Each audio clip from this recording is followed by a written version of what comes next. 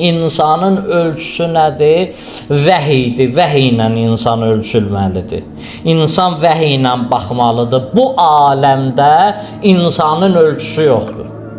Bu aləmdə sən bir şeylə özünü neynəyəsən, ölçəsən, o yoxdur. O qızıl gümüş kimi deyilsən çünki sən.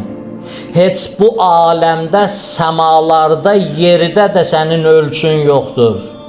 Heç günəş də sənin ölçün deyil, ulduz da sənin ölçün deyil. Sənin qiymətin nə günəşlə, nə ulduzla, nə ayla da ölçülə bilməz.